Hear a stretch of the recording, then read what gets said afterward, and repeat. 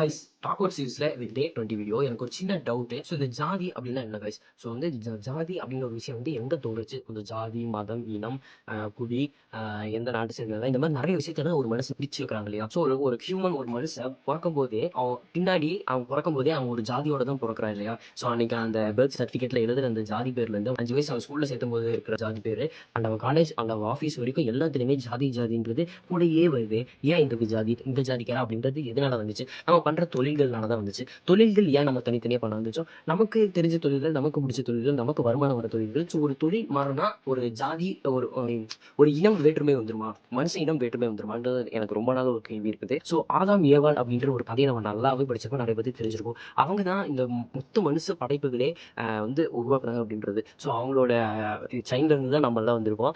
அப்போ வந்து பார்த்தீங்கன்னா அவங்க நமக்கு வந்து அப்பா, அக்கா, அம்மா அந்த மாதிரி எந்த என்னென்னமோ உறவுகள் சுட்டு போட்டுக்கலாம் ரிலேஷன்ஷிப். ஸோ இதெல்லாம் எனக்கு யோசிக்கும் போது இன்னொரு சைடு என்ன தோணுதுன்னா, இந்த உலகம் வந்து உண்மையாலே ரியலா இல்ல ஃபேக்கா? இப்போ நான் பேசுறது ஃபேக்கா? நம்ம நடக்கிறது ஃபேக்கா? இல்ல இப்போ எல்லாமே நம்ம பண்றது எல்லாமே ஒரு ஃபேக்கா இருக்குமோ? ஒருவேளை இது ஒரு கனவுவா இருக்குமோ? அந்த மாதிரிலாம் எனக்கு நிறைய தாட்ஸ் வரும். ஸோ இன்னொரு விஷயம் என்னன்னா, நமக்கு கடவுள் உண்மையாலே இருக்கா? இது எல்லாத்தையும் பார்த்துட்டு தான் இருக்காரா? இல்ல கடவுள புராணங்கள்ல இருந்தாங்க, பண்ணாங்க, செஞ்சாங்க, அப்படி இப்படி ஆண்டாங்கன்னு கதைகள் இருக்குதா? இதெல்லாம் அவாள்க சொன்னதா? இல்ல வந்து உண்மையாலே இருந்ததா? அப்படின்றது எனக்கு நிறையா டவுட்ஸ் வரும்போது, கல்கி படம் நிறைய பேர் பார்த்துருப்பீங்க. மகாபாரதத்துல அந்த கடைசியில கிருஷ்ணர் இத்தனை வருஷம் கழிச்சு வருவாரு அப்படின்னு சொல்லிட்டு அந்த மாதிரி பண்ணியிருப்பாங்க. அந்த மாதிரி உண்மையாலேயே நம்மளோட உலகம் இன்னும் ஒரு 100, 200, 300 வருஷம் கழிச்சு அந்த மாதிரி நடக்குமா? அந்த மாதிரி ஒரு நிலைமைக்கு தள்ளப்படுமா? அந்த கலிகாலம், கலியுகம் அப்படி சொல்ல முடியும்.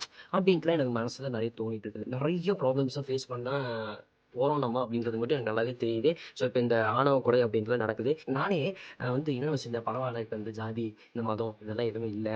ஸோ நம்மளே ஒரு பொண்ணு நாளைக்கு லவ் பண்ணி வீட்டுக்கு கூப்பிட்டு வந்தாலுமே நம்ம வீட்டில் எந்த ரெஸ்ட்ரிக்ஷனும் இல்லை. ஏன்னா ஜென்ரேஷன் மாறிட்டு இருக்கு அப்படின்றபோது திடீர்னு வெட்டுறானுங்க, குத்துறானுங்க, அந்த ஜாதிக்காரன் இந்த ஜாதிக்காரன்றானுங்க. இதெல்லாம் பார்க்கும்போது நெஞ்சு கொஞ்சம் படபடான்னு இருக்குது. திடீர்னு எங்கப்பா நாளைக்கு அருவாள் எடுத்துட்டு வந்து படுக்கும்போது கத்தி கழுத்துல வச்சுட்டான்னு வைங்களேன், அப்புறம் ஒரே புள்ள வீட்டுக்கு அவ்வளோதான். இப்போ எனக்கு தோன்ற மாதிரி இந்த மாதிரி தாட்ஸ் எல்லாம் உங்களுக்கு தோணுது அப்படின்னா மறக்காம கமெண்ட் பண்ணுங்க. ஸோ நம்ம சேனல் சப்ஸ்கிரைப் பண்ணி மேக்கப் ஃபாலோ பண்ணிச்சுக்கோ. பை.